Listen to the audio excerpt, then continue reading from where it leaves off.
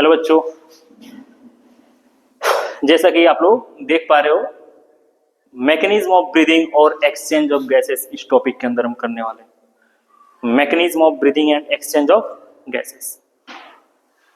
इस टॉपिक के अंदर हम बहुत सारी ऐसी चीजें पढ़ेंगे जो हमेशा से कहीं ना कहीं छोटा सा डाउट आपके मन में क्रिएट करता है। इस चैप्टर में इस टॉपिक के अंदर हम देखने वाले हैं कि एक छोटा सा बच्चा जब जन्म लेता है, जब भी मदर की यूट्रस से बाहर आता है, तो क्या अपने लंग्स में कुछ गैसेस कंटेन किए हुए आते हैं? क्योंकि लंग्स तो हमारा बिल्कुल वेकेंट है। लंग्स तो अंदर से क्या है, वेकेंट है। और वेकेंट लंग्स कभी भी चिपक सकता है, कोलैप्स कर सकता है। यानी कोलैप्सेस के चांसेस बहुत ज्यादा बढ़ जाते हैं। वेकेंट होने पे कोलैप्सेस के चांसेस बढ़ जाते हैं। तो हम देखने वाले हैं, क्या कोई बच्चा जब जन्म लेता है, जब भी कोई बच्चा जन्म लेता है, तो क्या अपने लंग्स में कुछ गैसेस मदर के यूट्रस से कंटेन करके आता है, या फिर बोर्न आउट होने के बाद ही इंस्पायर करता है? सब कुछ देखने वाले हैं। इस टॉपिक के अंदर हम बहुत सारी चीजें देखने वाले हैं और बहुत सारी चीजें नई नई देखने वाले हैं, और बड़ा ही एक्साइटिंग और इंटरेस्टिंग टॉपिक होने वाला है। तो now we let's start it. कौन सा टॉपिक है हमारा? Mechanism of breathing and exchange of gases. ठीक है, हम पहले देखते हैं breathing. Exchange of gases, inhalation and exhalation of gases are known as breathing. Inhalation and exhalation of gases are known as breathing. Inhalation and exhalation of gases are known as breathing. हमको पता है, आप सबको पता है, इतनी हम mechanism को जानते हैं कि इनहेलेशन और एक्सहेलेशन, इनहेलेशन और एक्सहेलेशन यानी गैसेस को इनहेल करना और गैसेस को एक्सहेल करना, इसी को हम ब्रीदिंग बोलते हैं। बच्चा, हमको पता है ये दोनों चीजें अलग अलग है। ब्रीदिंग और रेस्पिरेशन दोनों चीजें क्या हैं? अलग अलग। ब्रीदिंग अलग चीज है, रेस्पिरेशन अलग चीज है। ब्रीदिंग मतलब सिर्फ इनहेलेशन ऑफ गैसेस, गैसेस को इनहेल करना और एक्सहेल करना, यानी गैसेस को निकालना। रेस्पिरेशन इससे अलग चीज है। रेस्पिरेशन क्या है? Respiration is a cellular process. Respiration is a cellular process. अच्छा, सेलुलर प्रोसेस इसको क्यों बोल रहे हैं भाई? क्यों हम बोल रहे हैं कि रेस्पिरेशन जो है वो सेलुलर प्रोसेस है? क्यों बोल रहे हैं? क्योंकि ये इनसाइड दिस सेल होता है। कहां पे होता है रेस्पिरेशन? कहां होता है, कहां टेक प्लेस है? Inside this cell. Respiration is taking places inside this cell, cell के अंदर होता है। In which the complex molecules glucose converted into energy. अरे भाई, हम एक चीज देखे थे कि सेल के अंदर ही ग्लूकोज का हमारा ब्रेकडाउन होता है, ऑक्सीजन के प्रेजेंस में होता है, ऑक्सीजन के एब्सेंस में भी है, जिसको हम एनारोबिक रेस्पिरेशन बोलते हैं। एरोबिक रेस्पिरेशन यानी कि ऑक्सीजन के प्रेजेंस में ग्लूकोज का ब्रेकडाउन। और किस चीज में ग्लूकोज का ब्रेकडाउन हो रहा है? ग्लूकोज का ब्रेकडाउन किस चीज में हो रहा है? ग्लूकोज का ब्रेकडाउन किस चीज में हो रहा है? ग्लूकोज का ब्रेकडाउन हो रहा है कार्बन डाइऑक्साइड, वाटर और एटीपी, एडिनोसिन ट्राइफॉस्फेट। और इसी एटीपी के लिए, इसी एनर्जी के लिए तो ग्लूकोज का ब्रेकडाउन हम करा रहे हैं। इसी एनर्जी के लिए तो ग्लूकोज का ब्रेकडाउन हो रहा है सेल के अंदर।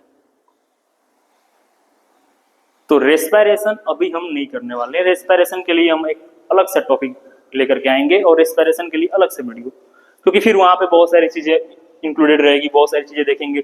इसमें ये प्रोसेस माइटोकॉन्ड्रिया के अंदर हो रहा है, इसमें एंजाइमेटिक प्रोसेस भी होता है जिसको हम ग्लाइकोलिसिस कहते हैं। एंजाइम्स इसमें वर्क करेंगे। सारी एंजाइम्स के साथ मैं आपके पास लेकर के आऊंगा। अभी हम क्या देखने वाले? सिर्फ मैकेनिज्म को, सिर्फ इस प्रोसेस को समझने वाले हैं कि कैसे गैसेस को हम इनहेल करते हैं और कैसे गैसेस को एक्सहेल करते हैं, कैसे इन और आउट वाला प्रोसेस समझने वाले हैं। यही मैकेनिज्म है किस चीज का? ब्रीदिंग का। ठीक है, तो मुझे लगता है आप लोग समझ गए होंगे ब्रीदिंग क्या है, एक्सचेंज ऑफ गैसेस और inhalation and exhalation of the gases. ठीक, आगे हम चलते हैं। mechanism of breathing, inspiration can occurs if pressure within the lungs intrapulmonary pressure is less than the atmospheric pressure. इसको जरा देखिए आप, pressure with in the lungs is less than atmospheric pressure. ये बच्चा एटमॉस्फेरिक प्रेशर जानते हो क्या बच्चा? एटमॉस्फेरिक प्रेशर जानते हो क्या होता है? एटमॉस्फेरिक प्रेशर होता है, एटमॉस्फेरिक प्रेशर होता है, एटमॉस्फेरिक प्रेशर जो होता है वो कितना होता है? एटमॉस्फेरिक प्रेशर होता है 760 mm of Hg, mm of Hg. ठीक है, ये 760 mm ऑफ Hg क्या क्या इसको एक्सप्लेन करना पड़ेगा. थोड़ा सा बस इसको समझ लो कि ये एटमॉस्फेरिक प्रेशर जो हम ले रहे हैं 760 mm ऑफ Hg क्यों ले रहे हैं? ये एटमॉस्फेरिक प्रेशर है जो हमारे एटमॉस्फेयर का प्रेशर है. तो 760 mm क्यों ले रहे हैं? mm मिलीमीटर, Hg यानी कि मरकरी. Hg means mercury. यानी कि अगर हम तुमको एक्सप्लेन करें जरा इधर एक मिनट बस एक्सप्लेनेशन देख लो. यानी कि हम अगर हाइट की बात करें तो ये कितनी है? 760 mm मिलीमीटर की. 760 मिलीमीटर का अगर 760 मिलीमीटर का अगर मरकरी हम लेते हैं किसी टेस्ट ट्यूब के अंदर, अगर हम लेते हैं 760 यानी कि 760 मिलीमीटर का अगर हम मरकरी लेते हैं तो इसकी वजह से इस 760 mm की हाइट वाले मरकरी की वजह से जो प्रेशर पड़ेगा, जो प्रेशर लगेगा किसी भी ऑब्जेक्ट पे या फिर किसी भी जगह, उसको हम क्या बोल रहे हैं? Atmospheric pressure 760 mm of Hg. नहीं समझ पाए? एक बार जरा फिर से देखो, एक बार फिर से देखो. 760 mm ऑफ Hg होता है atmospheric pressure. 760 mm of Hg का मतलब क्या? यानी कि 760 मिलीमीटर का जो Hg होगा, मरकरी होगा, 760 मिलीमीटर का जो मरकरी होगा, इसकी वजह से जितना प्रेशर किसी भी ऑब्जेक्ट पे अप्लाइड होगा उतना प्रेशर होता है किसका? एटमॉस्फेयर का. सेम इसको कोरिलेट किया जा रहा है, इक्विवेलेंट बिल्कुल. 760 mm का मिलीमीटर का जो मरकरी है उसकी वजह से जितना प्रेशर किसी चीज पे पड़ेगा उतना प्रेशर होता है हमारे एटमॉस्फेयर का प्रेशर. उतना एटमॉस्फेयर ऑलरेडी प्रेशर लगाता है. आगे देखते हैं जरा. तो इंस्पिरेशन हम देख रहे थे, can occurs if the pressure within the lungs is less than the atmospheric pressure. अगर लंग्स के अंदर जो हमारा प्रेशर है, पल्मोनरी प्रेशर की बात की जाए, लंग्स के अंदर क्या प्रेशर अगर लेस देन है एक्सटर्नल प्रेशर से या फिर एटमॉस्फेरिक प्रेशर से, बाहर के प्रेशर से, अंदर का प्रेशर कम है, तभी बाहर से गैसेस अंदर की तरफ इन कर पाएंगे. बाहर से गैसेस कब इंटर करेगी? जब अंदर का प्रेशर कम हो एटमॉस्फेरिक प्रेशर से. जरा हम नीचे देखते हैं, एक्सपायरेशन देखते हैं. हम कब एक्सपायर कर पाएंगे, यानी कि गैसेस को हम बाहर एक्सपायर कब कर पाएंगे? Expiration take place when the intrapulmonary pressure is higher than the atmospheric pressure. हम गैसेस को एक्सपेल आउट कब कर सकते हैं? जब अंदर का प्रेशर ज्यादा हो, बाहर एटमॉस्फेयर का प्रेशर कम हो, और हमारे लंग्स के अंदर प्रेशर क्या हो? ज्यादा. कॉमन सी मैकेनिज्म है, इतना तो हम समझ ही सकते हैं. जब भी अंदर का प्रेशर ज्यादा होगा, बाहर का प्रेशर कम, तो अंदर से गैसेस को एक्सपेल आउट कर देंगे बाहर की तरफ. अब उस मैकेनिज्म को जरा समझते हैं. उस मैकेनिज्म को थ्योरेटिकली देख लिया, अब जरा सा विजुअल लेते हैं उसका. देखो बच्चा, इंस्पायरेशन फर्स्ट टॉपिक हमारा क्या हम स्टार्ट करने जा रहे हैं? इंस्पायरेशन. इंस्पायरेशन हमको पता है, गैसेस को इनहेल करना. तो इनहेलेशन होता कैसे है, अब ये देखने वाले. इनहेलेशन में दो प्रकार की चीजें वर्क करती हैं. एक तो हमारा इंटरकोस्टल मसल्स, हमारा intercostal muscles. Intercostal muscles, do you know intercostal muscles? मैं बताता हूं इंटरकोस्टल मसल्स। दो चीजें वर्क करती हैं, दो चीजें वर्क करती हैं। एक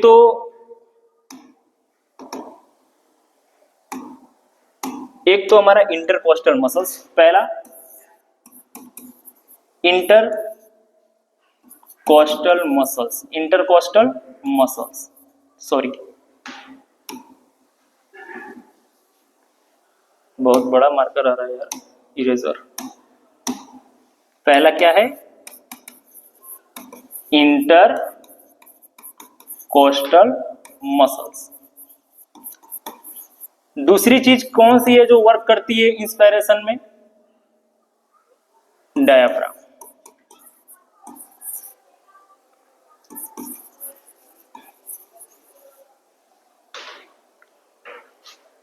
दूसरी चीज कौन सी वर्क करती है? डायाफ्राम। एक तो इंटरकोस्टल मसल्स और दूसरी डायाफ्राम। डायाफ्राम लंग्स के नीचे लगा होता है। ये दो चीजें वर्क करती हैं कब? इंस्पायरेशन, ड्यूरिंग इंस्पायरेशन या फिर एक्सपायरेशन। दो चीजें वर्क करती हैं, एक तो इंटरकोस्टल मसल्स परफॉर्म करता है और दूसरा डायाफ्राम। इन दोनों के परफॉर्मेंस की वजह से गैसेस इंस्पायर कर पाते हैं और एक्सपायर कर पाते हैं। देखो जरा, ये हमारा डायाफ्राम है, ये हमारा क्या है? डायाफ्राम। ये हमारा डायाफ्राम, हम देख पा रहे हैं इसको, डायाफ्राम को। जब भी हम गैसेस को इंस्पायर करते हैं, इनहेल करते हैं जब भी गैसेस को, तो उस समय दो ही चीजें वर्क कर रही हैं। एक तो हमारा इंटरकोस्टल मसल्स, जरा इंटरकोस्टल मसल्स को एक बार हम समझ लेते हैं। इंटरकोस्टल मसल्स क्या होती है? देखो बच्चे, इंटरकोस्टल मसल्स को जरा हम समझ लेते हैं। इंटरकोस्टल मसल्स हमारी जो होती है वो कुछ इस प्रकार से होती है। इंटरकोस्टल जो मसल्स है वो कुछ इस प्रकार की होती है।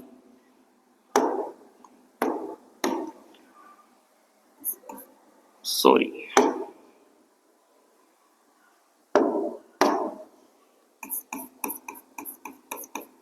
ये internal intercostal muscles, two types की इंटरकोस्टल मसल्स होती है, एक इंटरनल और एक एक्सटर्नल होती है। इसी से बना लेते हैं, ये एक्सटर्नल। टू टाइप्स की मसल्स हम देख रहे हैं। एक कौन सी देख रहे हैं? ये वाला जो है ये इंटरनल मसल्स है, इंटरनल इंटरकोस्टल मसल्स। ये वाला जो मसल्स देख रहे हो ये कौन सी मसल्स है? External intercostal muscles.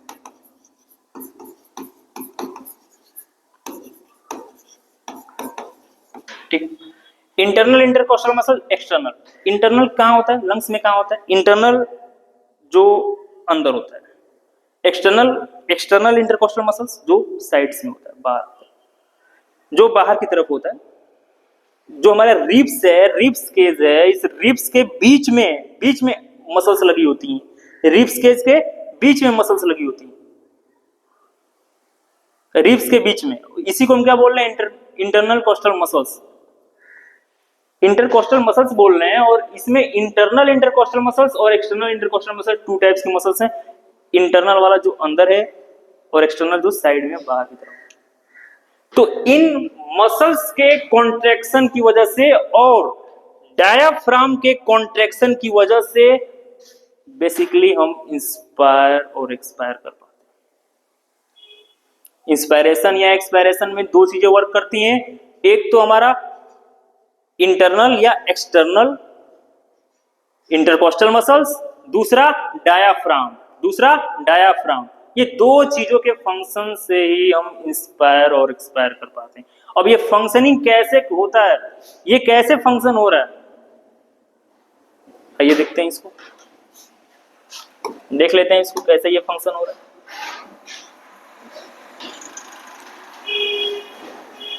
ठीक,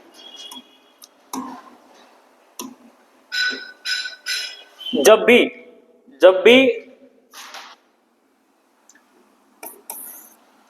कॉन्ट्रैक्शन होगा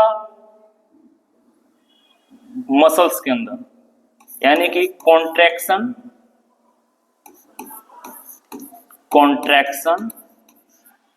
इन, या फिर ऐसे करो,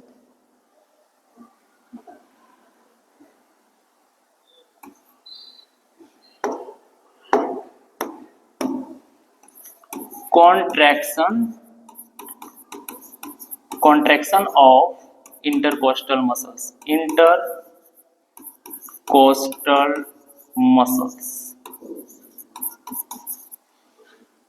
जब भी इंटरकोस्टल मसल्स में कॉन्ट्रैक्शन होगा, इंटरकोस्टल मसल्स मतलब हमारे रिब्स के बीच में जो मसल्स है, इसमें जब कॉन्ट्रैक्शन होगा, भाई हम 2 टाइप्स के मसल्स पढ़े हैं, internal intercostal muscles, external intercostal muscle. तो एक्सटर्नल इंटरकोस्टल मसल्स के अंदर जब भी कॉन्ट्रैक्शन होगा तो क्या होगा, हमारा लंग्स ऊपर की तरफ जाएगा। नहीं समझे? whenever in external intercostal muscles contracts, the ribs goes up, साथ में स्टर्नम भी जाएगा, स्टर्नम बीच में लगाओ। यानी कि जब भी एक्सटर्नल इंटरकोस्टल मसल्स के अंदर कॉन्ट्रैक्शन देखने को मिलेगा, ये कौन सा इंटरकोस्टल मसल्स है? एक्सटर्नल इंटरकोस्टल मसल्स है। तो एक्सटर्नल इंटरकोस्टल मसल्स के कॉन्ट्रैक्शन से क्या होता है? एक्सटर्नल इंटरकोस्टल मसल्स के कॉन्ट्रैक्शन से क्या होता है? थोरेसिक वॉल्यूम इंक्रीज करेगी, थोरेसिक वॉल्यूम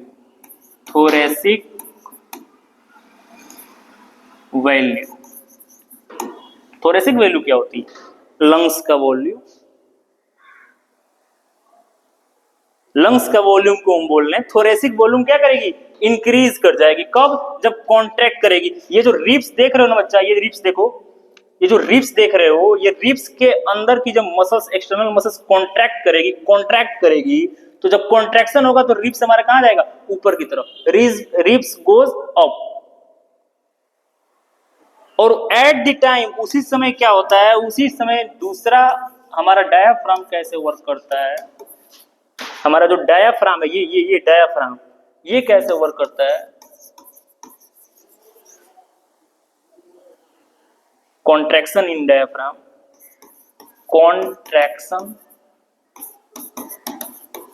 ऑफ डायाफ्राम। जब भी कॉन्ट्रैक्शन ऑफ डायाफ्राम होगा तो क्या होगा? कॉन्ट्रैक्शन ऑफ डायाफ्राम होगा तो क्या होगा भाई? वॉल्यूम इंक्रीज करेगी, इंक्रीज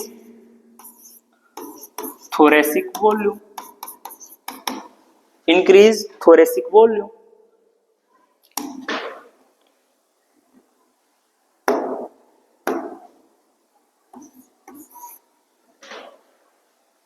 इंक्रीज थोरेसिक वॉल्यूम,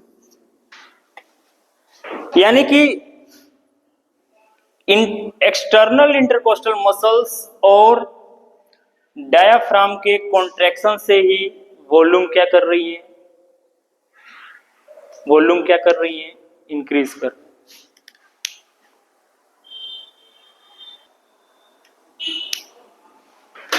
यानी कि contraction of external intercostal muscles, हमारी रिब्स का जो एक्सटर्नल इंटरकोस्टल मसल्स है उसमें कॉन्ट्रैक्शन अगर होगा, खिंचाव होगा, तो हमारा रिब्स स्टर्नम के साथ ऊपर जाएगा। डायाफ्राम कॉन्ट्रैक्ट करेगा तो कहां जाएगा? कर्व शेप में था, कॉन्ट्रैक्ट करेगा तो कहां जाएगा? नीचे की तरफ। खींचेगा तो किधर जाएगा? नीचे की तरफ। देखो जरा, जब भी रिब्स कॉन्ट्रैक्ट करेगा, रिब्स के अंदर की मसल्स जो हैं जब कॉन्ट्रैक्ट करेंगे, कौन सी मसल्स बच्चा? External intercostal muscles. बार बार मैं क्यों इसको बता रहा हूं? क्योंकि इंटरनल इंटरकोस्टल मसल्स में जब भी कॉन्ट्रैक्शन होता है, इंटरनल वाले में, अंदर वाले मसल्स में, तो हमारा रिब्स डाउन जाता है, नीचे जाता है, और ये कब होता है? जब भी हमको फोर्सफुली एक्सपायर करना हो तो उस केसेस में। इंस्पायरेशन के केसेस में एक्सटर्नल इंटरकोस्टल मसल्स वर्क करता है। तो एक्सटर्नल इंटरकोस्टल मसल्स कॉन्ट्रैक्ट करेगा, रिब्स हमारा ऊपर की तरफ जाएगा, डायाफ्राम जो हमारा है ये डायाफ्राम नीचे की तरफ आएगा, खींचेगा। कैसे हो जाएगा? ऐसे। अरे दिख पा रहा है कि नहीं दिख पा रहा है? अरे बोलोगे दिख पा रहा है कि नहीं दिख पा रहा है? ये डायाफ्राम हमारा कहां गया? खींच करके नीचे की तरफ आ गया। फ्लैटेंड बिकम्स फ्लैटेंड, बिल्कुल फ्लैट हो गया। तो जब ये डायाफ्राम खींच के नीचे आएगा, रिब केस ऊपर की तरफ जाएगा। सोचो जरा, रिब्स हमारा goes up and diaphragm comes flattened,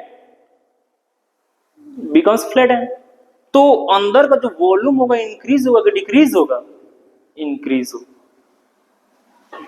जब डायाफ्राम नीचे शिफ्ट हो गया, फ्लैटन हो गया, रिब केस हमारा ऊपर की तरफ, रिब केस कहां गया?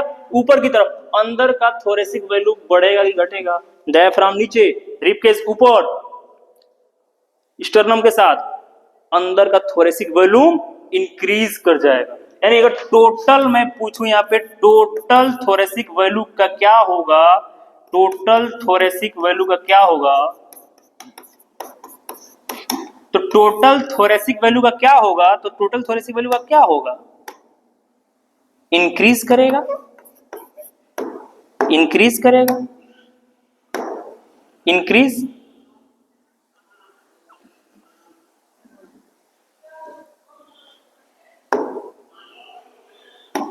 इंक्रीजेस।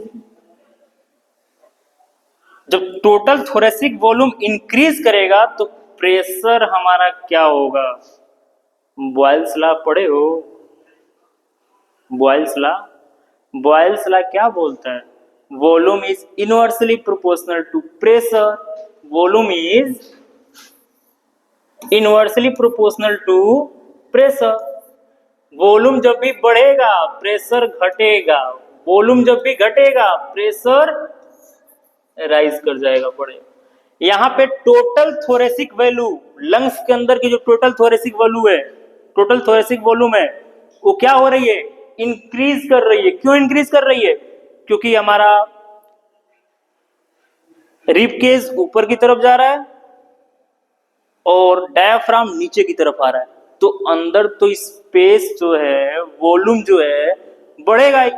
और जब वॉल्यूम बढ़ेगा, टोटल वॉल्यूम बढ़ेगा, तो बॉयल्स लॉ से ये बताओ, वॉल्यूम इंक्रीज करेगा तो प्रेशर डिक्रीज करेगा।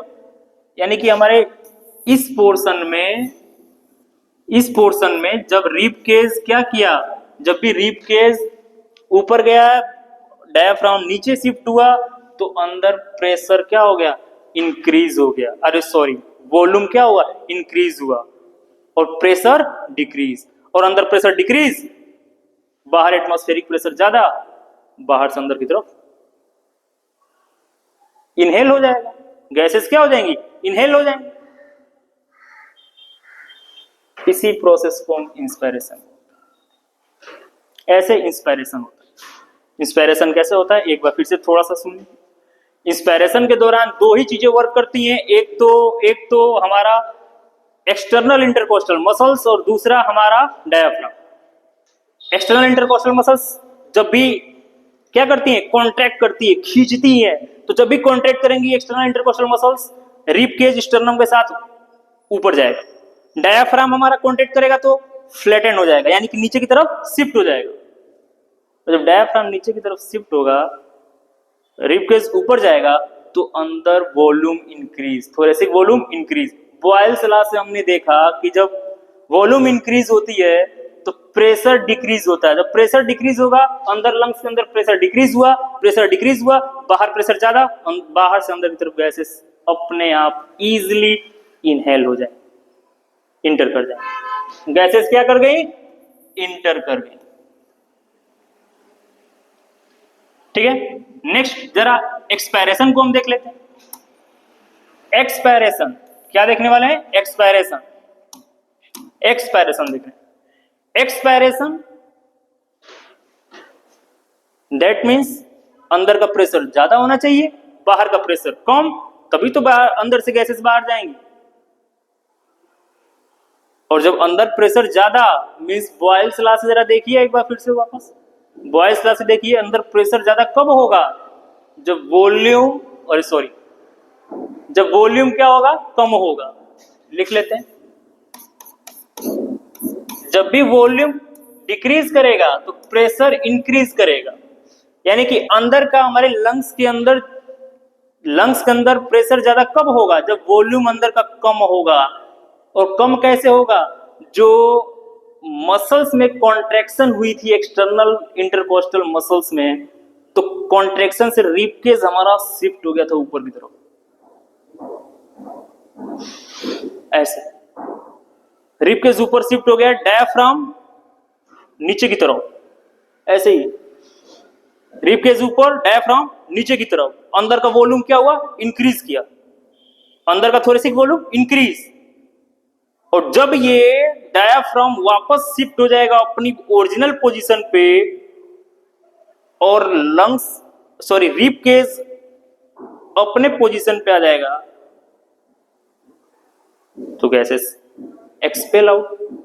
क्यों, क्योंकि अंदर का जो थोरेसिक वॉल्यूम कभी बढ़ा था कॉन्ट्रैक्शन की वजह से डायफ्राम की, और रिब केज की कॉन्ट्रैक्शन से जो अंदर की थोरेसिक वॉल्यूम बढ़ी थी, वापस अपने पोजीशन पे रिब केज और नीचे से डायफ्राम आते ही वो थोरेसिक वॉल्यूम क्या हो जाएगी, डिक्रीज, और गैसेस क्या हो जाएगी, बाहर।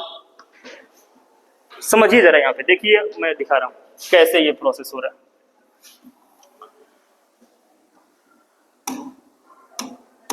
देखिए ये डायाफ्राम इंस्पायर करते समय क्या हुआ था, ये डायाफ्राम का क्या हुआ था, डायाफ्राम यहां पे गया था, अरे नीचे शिफ्ट हुआ था डायाफ्राम ऊपर से खींच करके, बिल्कुल फ्लैट हो गया था। ये फ्लैटेड डायाफ्राम वापस से अब क्या हो जाएगा, ऊपर की तरफ, कहां जाएगा, अपनी ओरिजिनल पोजीशन पे। Diaphragm relaxed and arc upward, diaphragm relax होगा, जो कॉन्ट्रैक्शन हुआ था डायाफ्राम के अंदर, कॉन्ट्रैक्ट करके खींच के नीचे आया था, वो वापस क्या होगा, अपनी ओरिजिनल पोजीशन पे चला जाएगा। जो रीब केज और स्टर्नम कभी ऊपर की तरफ गई थी, जो रीब केज जो ऊपर की तरफ गई थी मसल्स के कॉन्ट्रैक्शन की वजह से, जो रीब केज ऊपर की तरफ गई थी, जब मसल्स रिलैक्स करेगी तो वापस अपनी ओरिजिनल पोजीशन पे।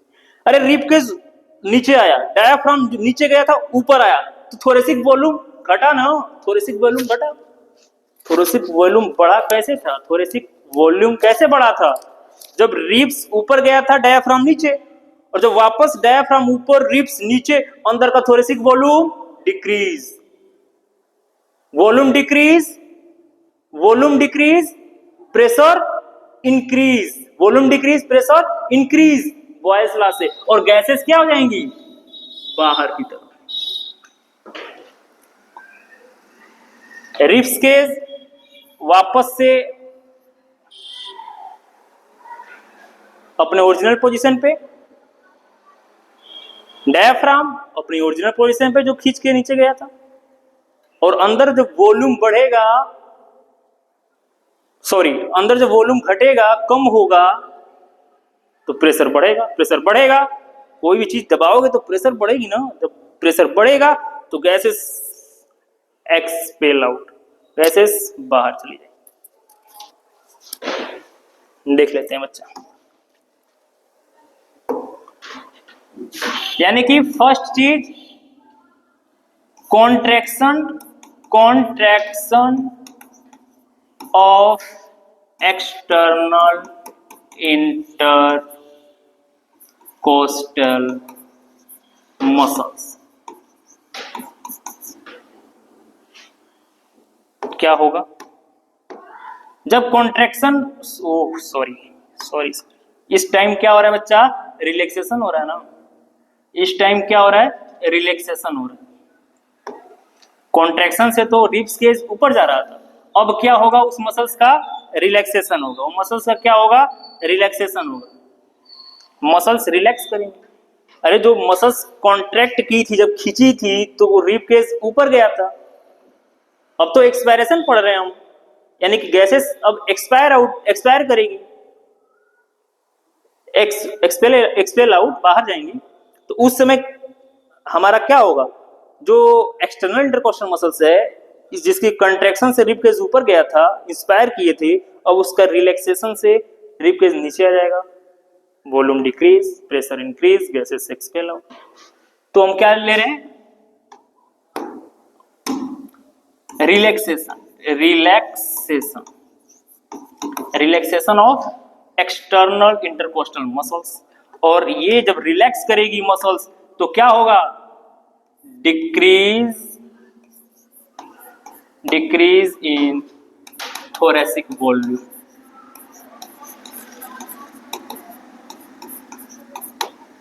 Decrease in thoracic volume.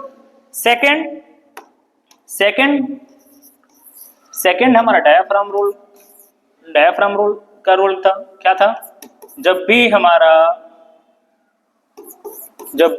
Diaphragm contract कर रहा था,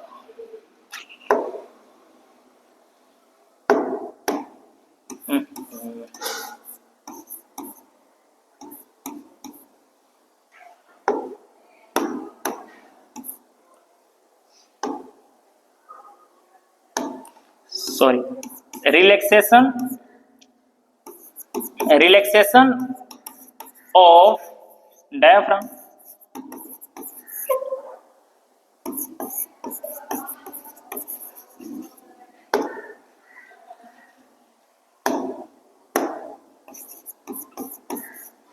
जब डायाफ्राम हमारा क्या करेगा, रिलैक्स करेगा, डायाफ्राम जो कि नीचे कॉन्ट्रैक्ट करके नीचे चला गया था, अब जब वापस रिलैक्स करेगा, अपनी पोजीशन पे आएगा, तो अंदर का जो वॉल्यूम है घटेगा, और घटेगा तो फिर क्या हो जाएगा,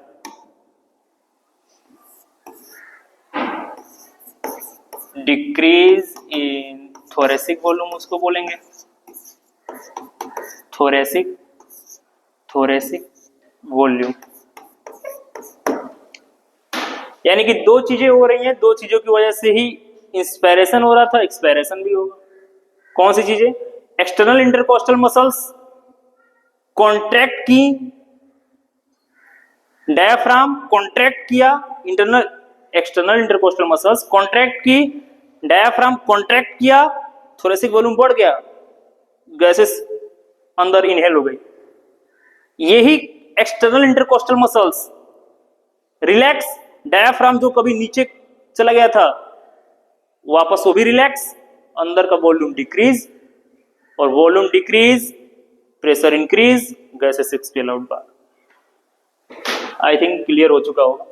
अब इसको हमने इस पे भी देख लिया, ये जो डायाफ्राम जो फ्लैटेड था, नीचे की तरफ खींच के आ गया था इंस्पायर करते हुए, उस टाइम अब क्या होगा, ऊपर की तरफ अपनी पोजीशन पे, जो ऊपर गया था रिब केज वो वापस अपनी ओरिजिनल पोजीशन पे, अंदर का वॉल्यूम क्या होगा, कम होगा, डिक्रीज होगा, अंदर का वॉल्यूम डिक्रीज होगा, और वॉल्यूम डिक्रीज होते ही क्या हो जाएगा, प्रेशर इंक्रीज, और गैसेस बाहर की तरफ,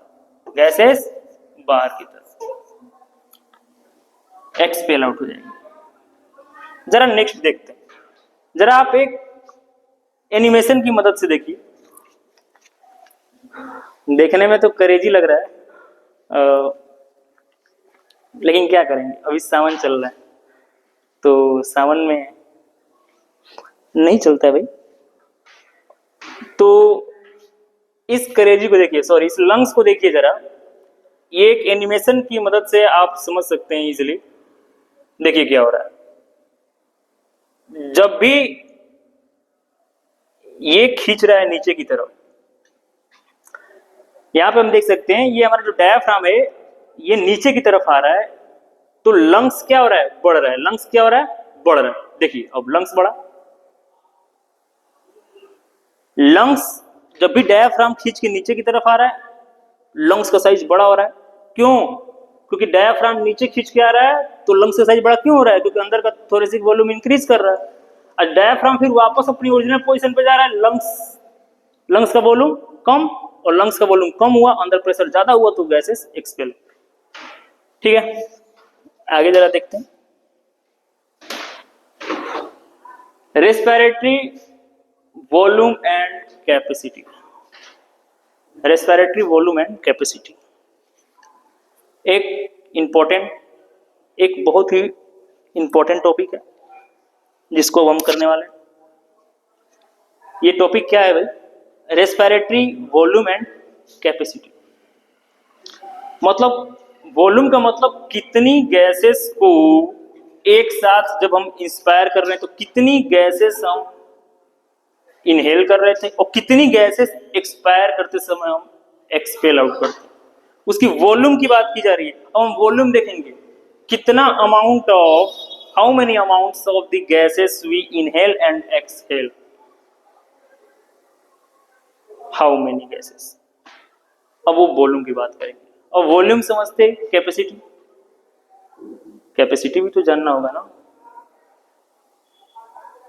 तो देखते हैं, स्टार्ट कर लेते हैं बच्चा। देखो टाइडल वॉल्यूम क्या होता है?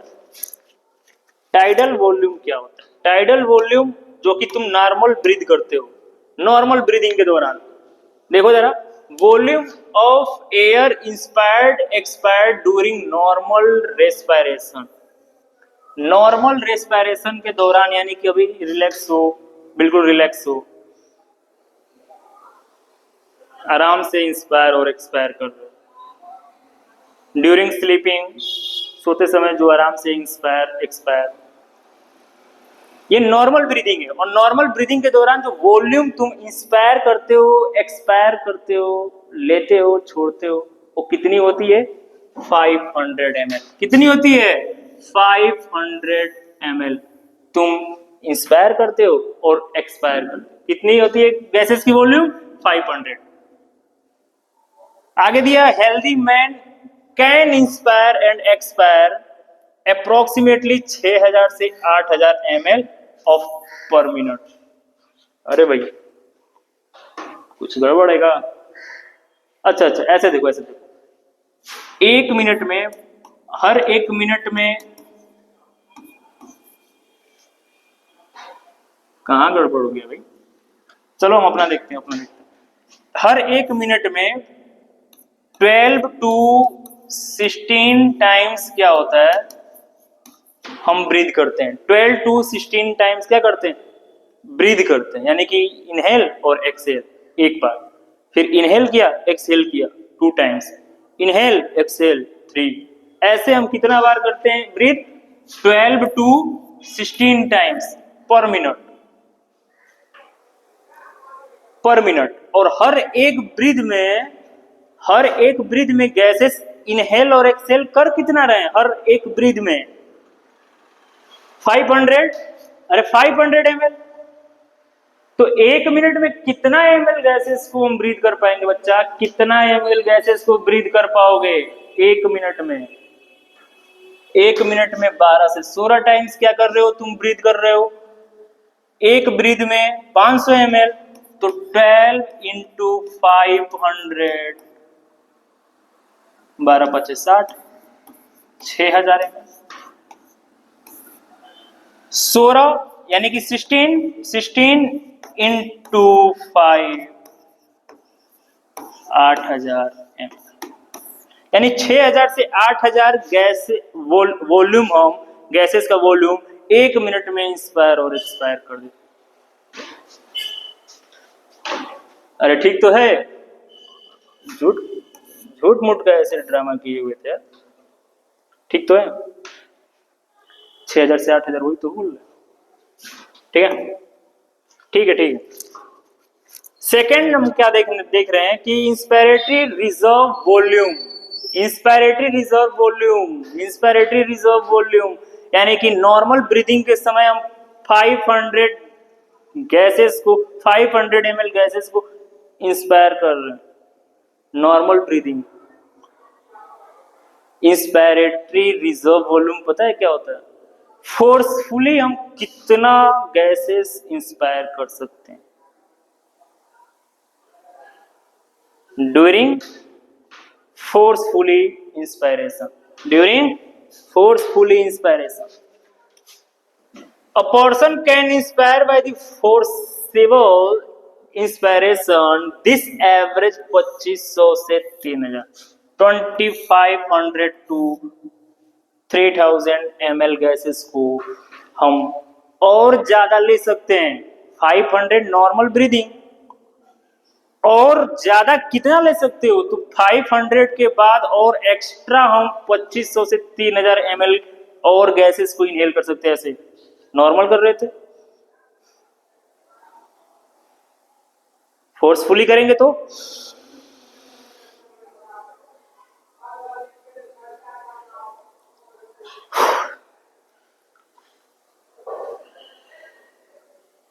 नॉर्मल ब्रीदिंग 500 ml गैसेस का कर रहे हैं, और जब फोर्सफुली इंस्पायर करेंगे तो उस 500 के अलावा और एक्स्ट्रा हम 2500 टू 3000 गैसेस को और इनहेल कर सकते हैं। समझे? यानी कि 500 तो नॉर्मल ब्रीदिंग में कर ही रहे हो इनहेल, फोर्सफुली और कितना इनहेल किया जा सकता है? 2500 से 3000 ml गैसेस और ज्यादा इनहेल किया जा सकता है। ठीक, यानी टोटल करोगे तो कितना हो जाएगा? 3 और 35, यानी कि टोटल हम कितना इंस्पायर कर सकते हैं नॉर्मल और इसको इंक्लूड करके? 35 ml, 3500 ml। नेक्स्ट देखते हैं हम एक्सपायरेटरी रिजर्व वॉल्यूम, यानी कि a person can expire forcefully expiration, this average volume is 1000 to 1100। यानी एक पर्सन जब एक्सपायर कर रहा है, गैसेस को एक्सपेल आउट कर रहा है, बाहर छोड़ रहा है, तो कितना छोड़ रहा है? 500 ले रहा था ml, तो 500 ही छोड़ेगा नॉर्मल ब्रीदिंग के टाइम। लेकिन जब फोर्सफुली पूछा जाए कि फोर्सफुली कितना और निकाल सकता है, ऐसे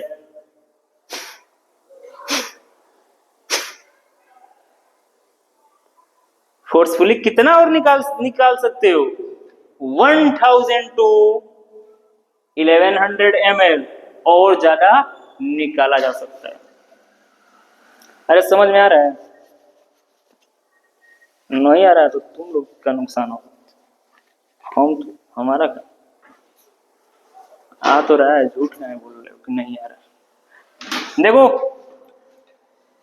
फोर्सफुली और एक्सपायर कितना किया जा सकता है? 1000 से 1100 ml, 1000 से 1100 ml और ज्यादा फोर्सफुली एक्सपायर किया जा सकता है विद नॉर्मल 500 ml हम एक्सपायर कर रहे हैं, और उसके साथ और कितना निकाल सकते हैं गैसेस? 1000 से 1100 ml और निकाला जा सकता है।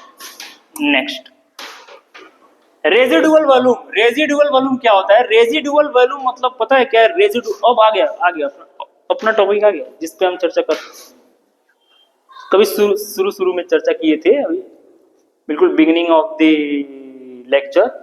अब इसको देखते हैं जरा, अब वो चीज आया। Residual volume of air remaining in the lungs even after forcible expiration,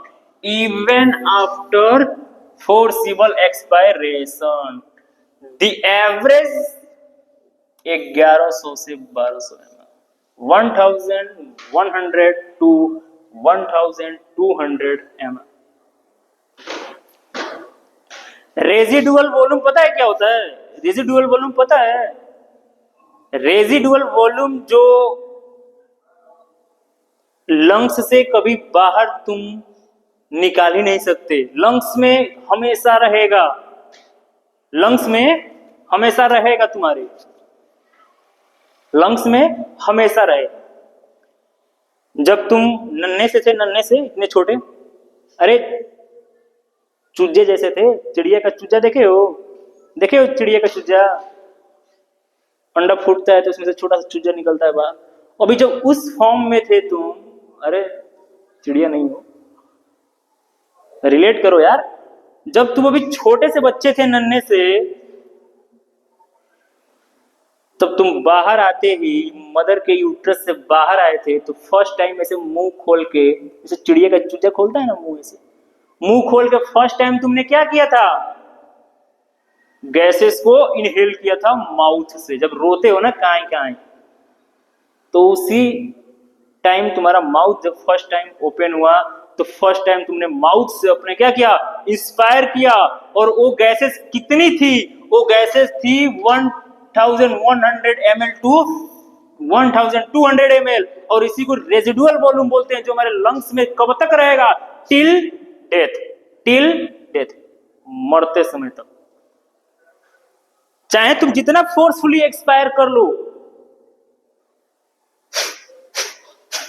चाहे जितना फोर्सफुली एक्सपायर कर लो, रेजिडुअल वॉल्यूम जो होती है 1100 से 1200 ml जो गैसेस होगा, वो गैसेस बाहर नहीं निकाल सकते। वो गैसेस जब गेम ओवर होगा तब निकलेगी, तब तक वो गैसेस तुम्हारे लंग्स में रहेगी। बहुत अच्छी चीज देख लिए। By adding few respiration volume described above, one can derive various pulmonary capacity which can be used in clinical diagnosis। कुछ नहीं कुछ नहीं कुछ नहीं। नेक्स्ट देखते हैं जरा। हाँ बढ़िया है, जो चीज समझ में ना आए पढ़ने पे उसको बोल दो कुछ नहीं, ये भी सही। ओ यार ऐसे कैसे हो सकता है कि मेरे को ना आए? ठीक है, होता है, कभी कभी तो होता ही। नेक्स्ट देखते हैं इंस्पिरेटरी कैपेसिटी।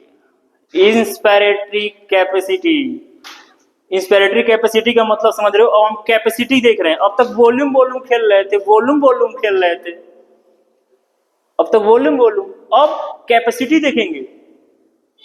कैपेसिटी की बात हो रही है, स्ट्रेंथ की है भाई, है, दिख नहीं रहा लेकिन है। अब कैपेसिटी की, इसकी कैपेसिटी की नहीं नहीं, गैसेस कितना इनहेल कर रहे हो और कितना एक्सहेल किया जा सकता है, इसकी कैपेसिटी। इंस्पिरेटरी, अरे इंस्पिरेशन और एक्सपायरेशन की कैपेसिटी देखेंगे तो देखते हैं जरा। पहला हम क्या देखते हैं? Inspiratory capacity, IC. Inspiratory capacity मतलब कितनी गैसेस हम इंस्पायर कर सकते हैं भाई।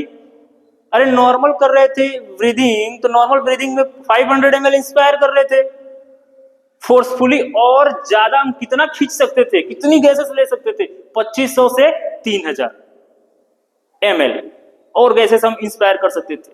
यानी टोटल इन दोनों को कर देंगे, इन दोनों का टोटल कर देंगे तो हमारा निकल जाएगा इंस्पिरेटरी कैपेसिटी। निकालो, देखो जरा। Total volume of air person can inspire after normal expiration.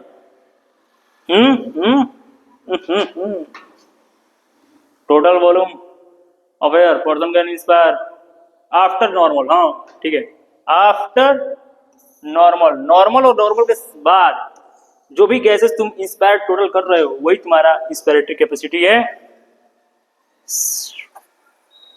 ठीक है, यानी कि टाइडल वॉल्यूम और inspiratory reserve volume. Tidal volume, tidal volume, tidal volume कितना था भाई? 500 ml, 500 ml plus inspiratory reserve volume कितना था भाई? कितना था भाई? अरे भाई कितना था? हाईएस्ट वाला लो, 3000 ml। इन दोनों को टोटल करोगे तो कितना आएगा? कितना आएगा? 3500 ml। ये तुम्हारा आईसी हो गया, इंस्पिरेटरी कैपेसिटी, यानी कि इंस्पायर करने की कैपेसिटी तुम्हारे अंदर कितनी है? नॉर्मल तो 500 कर ही रहे हो, और कितना ज्यादा खींच सकते हो गैसेस, कितना इंस्पायर कर सकते हो? 3000 total, 3500 ml gases can be inspired। Okay, expiratory capacity, expiratory capacity देखो अच्छा। Total volume of air a person can expire, उसी का रेसिप्रोकल हो गया ये तो। After a normal inspiration this include total volume expiratory volume, यानी कि टीवी प्लस ईआरबी इस बार कर दो, उस बार आईआरबी, इस बार ईआरबी। टीवी क्या है? टाइडल वॉल्यूम 500, नॉर्मल टाइम में हम खींच रहे थे, अरे सॉरी निकाल रहे थे, नॉर्मल एक्सपायर कर रहे थे नॉर्मल टाइम में। और ज्यादा एक्स्ट्रा कितना निकाला जा सकता है? कितना निकाला जा सकता है? कितना निकाला जा सकता है? 1000 से 1100 तक, 1100 कितना हो जाएगा टोटल बच्चा? तो कितना हो जाएगा टोटल? ये जीरो, ये जीरो, और ये 6, और ये 1600 ml। अरे इतना ही होगा ना? हाँ 11.5, और ठीक तो 11.5 16, ठीक है। नेक्स्ट देखते हैं जरा, functional residual capacity, functional residual capacity जल्दी जल्दी देख लेते हैं जरा।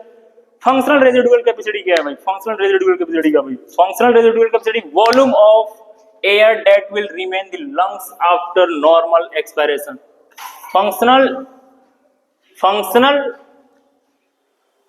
रेजिडुअल कैपेसिटी क्या है? Volume of air that will remain lungs after normal expiration. This include ERB और आरबी। यानी कि नॉर्मल फंक्शनल क्या है भाई? नॉर्मल ब्रीदिंग के टाइम पे एक्सपायर कितना कर रहे थे? 500 गैसेस को 500 ml गैसेस को एक्सपायर कर रहे थे, निकाल रहे थे। कितनी और बच रही थी तुम्हारे लंग्स के अंदर? टोटल गैसेस और तुम्हारे लंग्स के अंदर कितनी रह गई? वही तुम्हारा क्या होगा? Functional residual capacity. कितनी गैसेस बच गई जो और तुम फोर्सफुली निकाल सकते हो? कितना निकाल सकते हो भाई? 1100 तक और ज्यादा निकाल सकते हो। 1100 बचा। और क्या बचा? रेजिडुअल वॉल्यूम जो कि बचपन में कभी लिए थे और मरने तक तुम्हारे साथ रहेगी। वो वॉल्यूम, रेजिडुअल वॉल्यूम कितनी थी? अरे भूल गए, कितनी थी residual volume?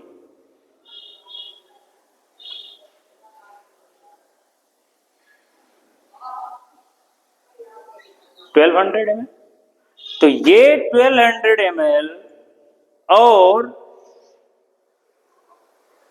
Expiratory reserve volume जो और फोर्सफुली निकाल सकते हो, इसको ऐड कर दोगे तो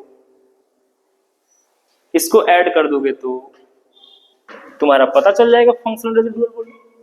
ईआर यानी कि और ज्यादा जो एक्सपायरेटरी रिजर्व वॉल्यूम और रेजिडुअल वॉल्यूम, इन दोनों को ऐड करते हम निकाल सकते हैं क्या? Functional residual volume.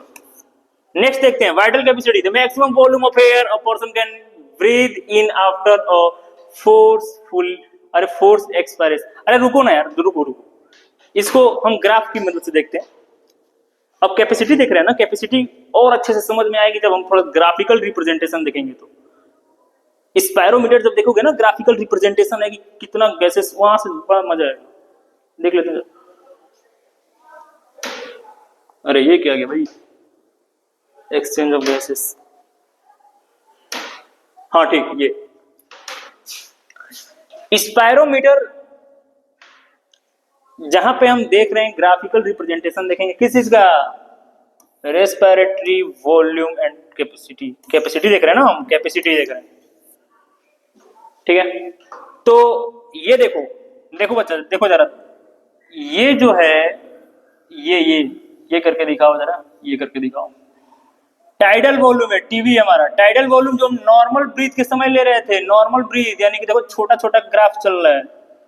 Normal breath है, कम गैसेस को इनहेल कर रहे हैं और एक्सहेल कर रहे हैं। कितना? 500 ml। जब भी हम फोर्सफुली इंस्पायर करते हैं यानी कि खींचते हैं गैसेस को, तो और ज्यादा नॉर्मल के साथ और ज्यादा कितना खींच सकते हो गैसेस? कितना खींच सकते हो? 2500 to 3000 ml inspiratory reserve volume. यहां से यहां तक और ज्यादा ये नॉर्मल ब्रीथ हो गया यहां तक। इसके ऊपर और ज्यादा कितना खींच सकते हैं? 2500 ml to 3000 ml। Expiratory reserve volume हम देखे थे 1000 से 11, यानी कि ये नीचे का और ज्यादा तुम ये वाला जो ग्राफ है, और कितना एक्सपायर कर सकते हो नॉर्मल 500 छोड़ने के बाद? 1000 से 1100। रेजिडुअल वॉल्यूम 1100 से 1200 ml, जो कि stay at the time of death, मरने तक तुम्हारे साथ रहेगी। हम देख रहे हैं inspiratory capacity, tidal volume plus IRV 3500। Expiratory अभी देखा हमने 1600 ml। वाइटल कैपेसिटी नया आ गया क्या? अच्छा नहीं, नीचे था। वाइटल कैपेसिटी मतलब सबका टोटल कर दे रहे हैं ना भाई। नॉर्मल कितना ब्रीथ कर रहे हो? 500 ml। एक्सपायर कर रहे हो 500 ml। नॉर्मल ब्रीदिंग का टाइम 500 ml। और फोर्सफुली कितना ले सकते हो? 2500 to 3000 ml। और फोर्सफुली कितना छोड़ सकते थे 500 ml के अलावा? Except 500 ml। और कितना एक्सपेल आउट कर सकते थे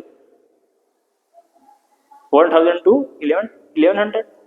तो इन सबको tidal volume ERV sorry tidal volume ERV और आईआरवी सबको टोटल करोगे तो आ जाएगा 4600 ml of gases you inspired और expired. Vital capacity, functional residual capacity FRC, that means की फोर्स, अरे नॉर्मल एक्सपायर करने के बाद तुम्हारे लंग्स में कितनी गैसेस और बच जा रही हैं, ERV और RV, यानी कि एक्सपायरेटरी रिजर्व वॉल्यूम, जो कि तुम फोर्सफुली निकाल सकते हो और जो तुम्हारे लंग्स में स्टे करेगा मरने तक, उसको हम क्या बोलते हैं, functional residual capacity. Functional residual capacity. तो यहां तक हमारा वॉल्यूम एंड कैपेसिटी भी कवर कर लिए हम लोग, वॉल्यूम ऑफ कैपेसिटी भी कवर कर लिए। सूरज पानी है क्या, थोड़ा पिलाओ।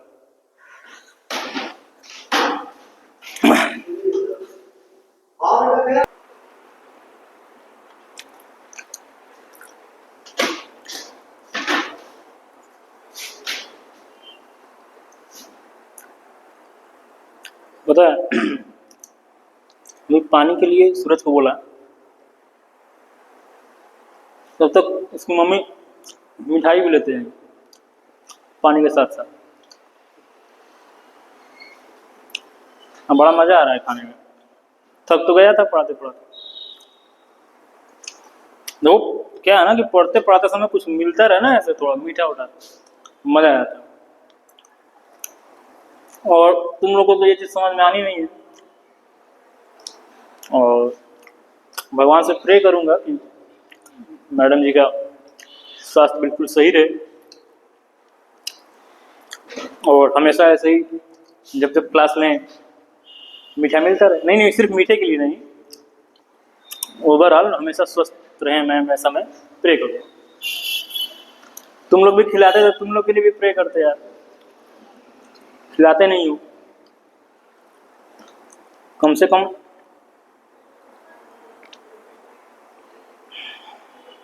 मिठाई नहीं ला सकते तो पास्ता या मैगी तो ला सकते हो ना, स्पाइसी बिल्कुल, वही ला देते क्या यार।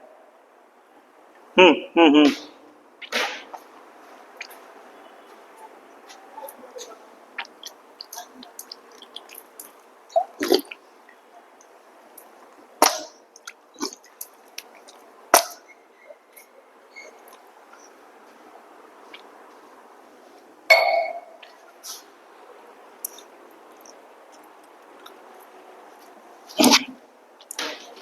ठीक है अब नेक्स्ट देखते हैं। यहां तक हमने कर लिया। अब हम क्या देखने वाले हैं, अब हम एक्सचेंज ऑफ गैसेस देखेंगे। भाई ये बताओ, गैसेस का एक्सचेंज तो हो ही रहा है, तभी से हम पढ़ क्या रहे हैं, इंस्पायर कर रहे हैं तो कौन सी गैस ले रहे हैं, कार्बन डाइऑक्साइड, हाँ यही ना, नहीं नाइट्रोजन, ऑक्सीजन ले रहे हो ना। तो और फिर एक्सपेल आउट किस गैसेस से कर रहे हो, छोड़ कौन सी गैस रहे हो, कार्बन डाइऑक्साइड। तो ये गैसेस एटमॉस्फेयर से अंदर की तरफ आ रही हैं। तो हम देखे इंस्पायरेशन के दौरान कि कैसे कॉन्ट्रैक्शन मसल्स के अंदर हो रहा है, डायफ्राम में कॉन्ट्रैक्शन हो रहा है, बहुत सारा मैकेनिज्म हमने समझा। अब देख रहे हैं कि ये गैसेस बाहर से अंदर आ कैसे रही हैं, चांस, और अंदर से गैसेस बाहर कैसे जा रही हैं। भाई कार्बन डाइऑक्साइड बाहर से कैसे अंदर, अंदर से बाहर कैसे जा रहा है। भाई पैसेज पूरा ओपन है, बाहर से भी तो कार्बन डाइऑक्साइड अंदर घुस सकता था ना, अंदर इंटर कर सकता था ना, तो सिर्फ अंदर से ही कार्बन डाइऑक्साइड बाहर क्यों जा रहा है, जिसकी हमको नीड नहीं है, वो बाहर से हम अंदर, अरे अंदर से बाहर कर दे रहे हैं। जिसकी नीड है ऑक्सीजन की तो बाहर से अंदर आ जा रहा है। हमारे अकॉर्डिंग चलता है क्या सारा ये एक्सचेंज ऑफ गैसेस? हाँ, एक्सचेंज ऑफ गैसेस ये हमारे अकॉर्डिंग चलता है क्या? जिसकी नीड हो हमने ले लिया, जिसकी नीड नहीं हो उसको बाहर कर दिया। कार्बन डाइऑक्साइड टॉक्सिक है हमारे लिए, हार्मफुल गैस है, हेल्थ को नुकसान पहुंचा सकता है, तो अब बाहर कर दिए। ऐसा नहीं है, ऐसा नहीं है। प्रेशर, पार्शियल प्रेशर गैसेस पे क्या है, ये इंपॉर्टेंट होता है, ये इंपॉर्टेंट होता है। इंपॉर्टेंट ये नहीं कि इंपॉर्टेंट ये है कि हमारे बच्चे थे। अरे देखे हो कि नहीं मिर्जापुर? मिर्जापुर देखे हो कि नहीं बच्चा? देखे होगे तो पता होगा, नहीं देखे होगे तो कुछ समझ ही नहीं आया होगा। देखो इंपॉर्टेंट सब कुछ है। Exchange of gases, exchange of gases, exchange of gases यानी कि देखो बाहर से गैसेस अंदर कैसे आई? बाहर प्रेशर क्या है? अरे एटमॉस्फेयर का प्रेशर नहीं पूछ रहा हूं, बाहर प्रेशर, पार्शियल प्रेशर हम एक एक गैसेस का देखेंगे। ऑक्सीजन बाहर से अंदर कैसे आ गया, तो ऑक्सीजन पे हम क्या देखेंगे? पार्शियल प्रेशर कितना है। पार्शियल प्रेशर क्या होता है यही नहीं पता? नहीं पता ना? अरे सही सही बताओ, सही बहुत बोलो ना। अरे पार्शियल प्रेशर नहीं पता ना? पता ही नहीं होगा, मेरे को तो पता है ना, तभी तो पढ़ा रहे हैं। नहीं पता है तभी तो पढ़ा रहे हैं, मुझे पता है कि तुमको नहीं पता है, तभी तो पढ़ा रहा हूं। देखो पार्शियल प्रेशर पहले देखो, पार्शियल प्रेशर, पार्शियल प्रेशर क्या होता है? पार्शियल प्रेशर क्या होता है? पार्शियल मींस एटमॉस्फेरिक प्रेशर हमने क्या देखा था? 760 mm ऑफ Hg। तो एटमॉस्फेयर में क्या एक ही गैस है? कार्बन डाइऑक्साइड है, ऑक्सीजन है, नाइट्रोजन है, बहुत सारी गैसेस है। पार्शियल प्रेशर की जब भी बात हो, पार्शियल मींस किसी एक गैस की बात हो रही है, किसी एक गैस पे कितना प्रेशर है, किसी एक गैस की प्रेशर की बात हो रही है जब भी पार्शियल प्रेशर की बात हो। पार्शियल प्रेशर किसी एक गैस, किसी एक कॉन्स्टिट्यूएंट्स ऑफ गैसेस पे कितना प्रेशर है, that is called partial pressure.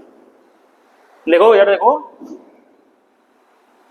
तो इधर क्यों देखोगे? बस हो तो गया, इधर क्यों देखोगे?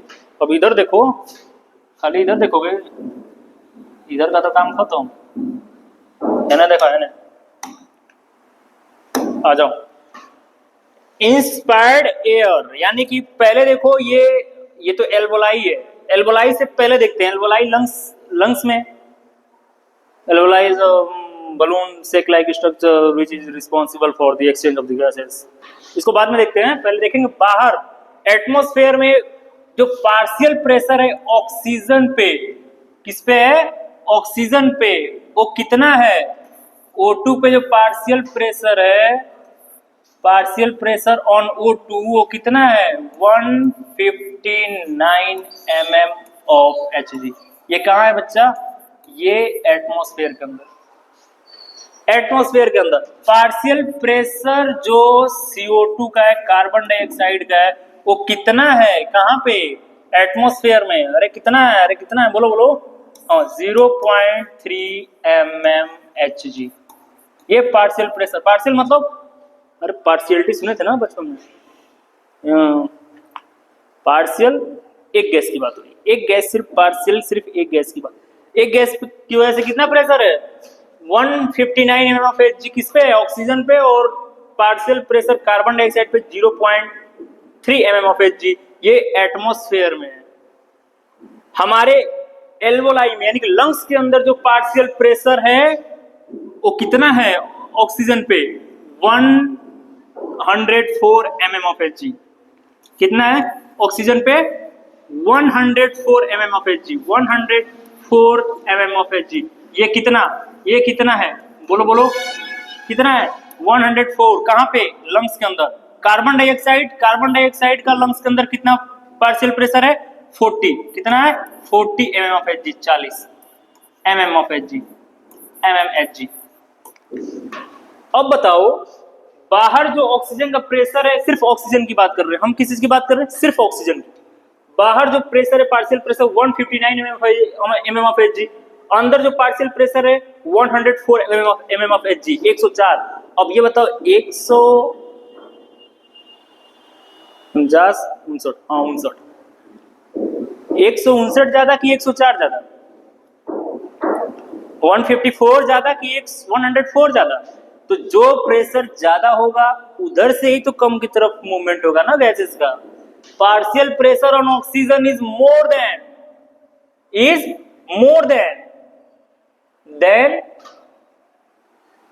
Partial pressure of oxygen in alveoli. Partial pressure of the oxygen in atmosphere is more than partial pressure of oxygen in alveoli।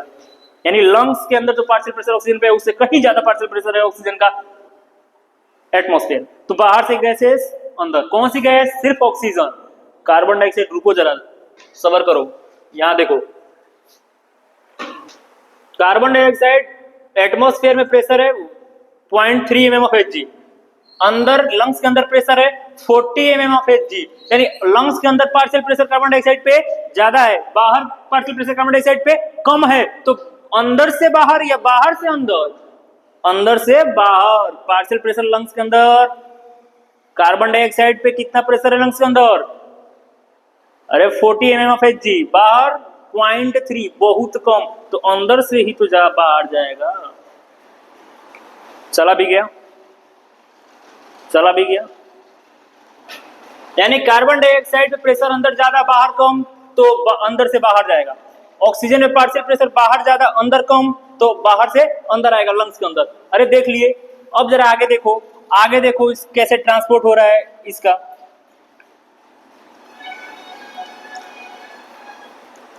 जो ये पल्मोनरी आर्टरी है,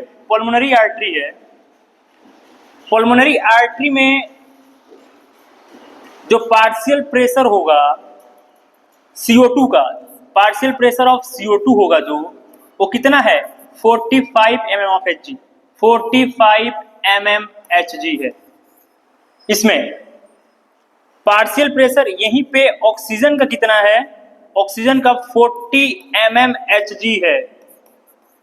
देखना जरा ध्यान से, बहुत ध्यान से देखना।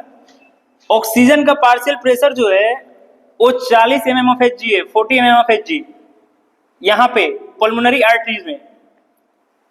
कार्बन डाइऑक्साइड का 45 mm of Hg, यानी कि अंदर ज्यादा, एल्वोलाई में कम। एल्वोलाई में 40 सिर्फ mm of Hg था, लेकिन वेसल्स में 45 mm of Hg है पार्शियल प्रेशर कार्बन डाइऑक्साइड पे। तो कार्बन डाइऑक्साइड पे अंदर ज्यादा पार्शियल प्रेशर, एल्वोलाई के अंदर कम, तो ज्यादा से कम की तरफ मूवमेंट हो जाएगा, डिफ्यूजन हो जाएगा गैस का। यानी कि वेसल से, पल्मोनरी आर्टरी से प्रेशर ज्यादा है कार्बन डाइऑक्साइड का, तो इससे कहां चला जाएगा? एल्वोलाई के अंदर CO2 चला जाएगा। अरे तभी तो फिर यहां से बाहर भी जाएगा, तो यहां चला गया। ऑक्सीजन का partial pressure 104 mm of Hg है, 104 mm of Hg है ऑक्सीजन का पार्शियल प्रेशर एल्वोलाई के अंदर, और वेसल्स के अंदर 40 mm of Hg, यानी कि 104 बाहर, 40 अंदर। तो बाहर से अंदर वेसल्स में ऑक्सीजन क्या होता है? इंटर कर जाता है। ऑक्सीजन की बाइंडिंग किसके साथ होती है? हीमोग्लोबिन। हीमोग्लोबिन क्या है? नहीं पता, ब्लड वाले चैप्टर में देखेंगे। हीमोग्लोबिन के अंदर क्या हो जाएगा? आ जाएगा। वीडियो ऑलरेडी बड़ी हो चुकी है वीडियो, तो इसलिए थोड़ा सा स्पीड अप पकड़ते हैं। यानी कि ऑक्सीजन आ गया अंदर, कार्बन डाइऑक्साइड यहां से वेसल से एल्वोलाई में। अब ये ऑक्सीजन रिच ब्लड लंग्स में आया, यहां से फिर घूम फिर करके फिर यहां आया, ऐसे। तो इस दौरान जब हार्ट पंप करके उसको डिफरेंट बॉडी पार्ट्स या ऑर्गन्स तक, टिश्यू तक भेजा, तो इस समय जो प्रेशर यहाँ पे होगा, ऑक्सीजन का पार्शियल प्रेशर देख लेते हैं जरा। ऑक्सीजन का पार्शियल प्रेशर कितना होगा, देखो यहाँ दिया तो है 95 mmHg। कितना है, 95 mmHg। यहाँ पे कार्बन डाइऑक्साइड का पार्शियल प्रेशर कितना है, CO2 का पार्शियल प्रेशर कितना है, अरे 40 mmHg,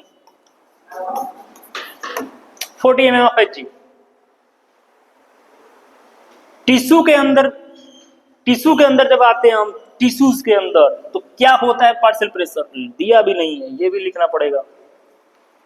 याद भी है कि भूल जाना है, नहीं याद है।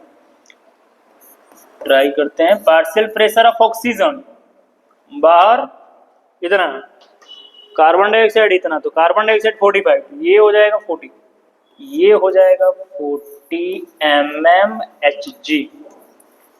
पार्शियल प्रेशर ऑफ CO2 कहाँ पे, टिश्यू के अंदर, अरे टिश्यू तक ऑक्सीजन जाएगा ना, तो कार्बन डाइऑक्साइड बाहर भी आएगा सेल से, तो टिश्यू का पार्शियल प्रेशर 45 mmHg।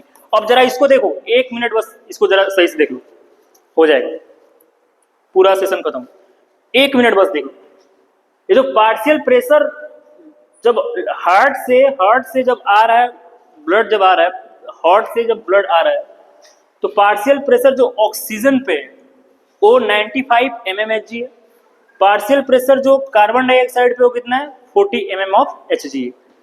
तो भाई ऑक्सीजन चाहिए, किसको चाहिए, हर एक सेल को चाहिए, इच सेल को ऑक्सीजन चाहिए, किस चीज के लिए, ग्लूकोज के ब्रेकडाउन के लिए। ये चीज हम रेस्पिरेशन में देखेंगे, अभी तो हम सिर्फ ब्रीदिंग देख रहे थे। रेस्पिरेशन में तो हमको यही देखना है ना कि कैसे ग्लूकोज का ब्रेकडाउन हो रहा है एनर्जी के अंदर। तो ब्रेकडाउन करने के लिए ऑक्सीजन चाहिए, और ऑक्सीजन का पार्शियल प्रेशर ब्लड वेसल्स में कितना है, 95 mmHg। टिश्यू के अंदर कितना है, 45 mmHg। तो ज्यादा से कम की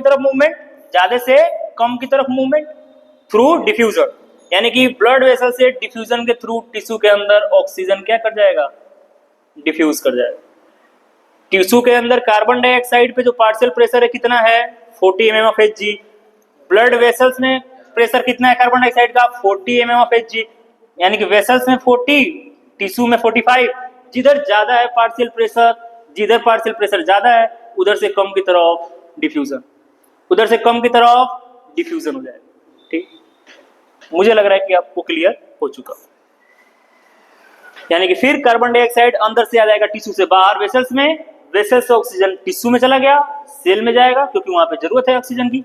कार्बन डाइऑक्साइड हार्मफुल गैस है जिसकी नीड नहीं थी, तो हम देख रहे हैं कैसे अंदर बाहर ज्यादा प्रेशर था, बाहर कम प्रेशर है, तो बाहर से अंदर की, टिश्यू से वेसल्स के अंदर डिफ्यूज होकर के आ जाएगी गैसेस, और एक बार आ गई तो फिर वेसल्स के थ्रू अब जाएगा हार्ट में, हार्ट से फिर वापस एल्वोलाई तक, फिर वहां पे क्या होगा, लोडिंग अनलोडिंग होगा, वहां पे फिर कार्बन डाइऑक्साइड अनलोड होगा, एल्वोलाई में जाएगा, एल्वोलाई से कहां चला जाएगा, बाहर। इस तरह से पूरा एक्सचेंज ऑफ गैसेस हो रहा है, और सब कुछ डिपेंड है किस पे, सब कुछ डिपेंडेड है किस पे, पार्शियल प्रेशर पे। पार्शियल प्रेशर किसी एक गैस पे जो प्रेशर होगा उसको हम पार्शियल प्रेशर, यानी कि मुझे लग रहा है कि यहां तक आपको क्लियर हो चुका होगा, और ये तो हम कर ही लिए, ठीक है, हो गया, ठीक। और इस सेशन में हमने मैकेनिज्म ऑफ ब्रीदिंग और एक्सचेंज ऑफ गैसेस पूरी तरह से कवर कर ली। नेक्स्ट सेशन हमारा क्या होने वाला है, रेस्पिरेशन होगा, जिसमें हम देखेंगे गैसेस, अरे कि ऑक्सीजन तो आ गया ना फिर टिश्यू और सेल के पास, अब ब्रेकडाउन होगा ग्लूकोज का एनर्जी के अंदर, तो कैसे एनर्जी के अंदर ब्रेकडाउन हो रहा है, फिर लोडिंग अनलोडिंग, यानी कि कैसे ऑक्सीजन हीमोग्लोबिन के साथ बाइंड करता है, कैसे बाइंड करने के बाद आ रहा है, हीमोग्लोबिन का स्ट्रक्चर क्या है, सब कुछ देखने वाले हैं नेक्स्ट सेशन में, नेक्स्ट वीडियो। तब तक के लिए धन्यवाद।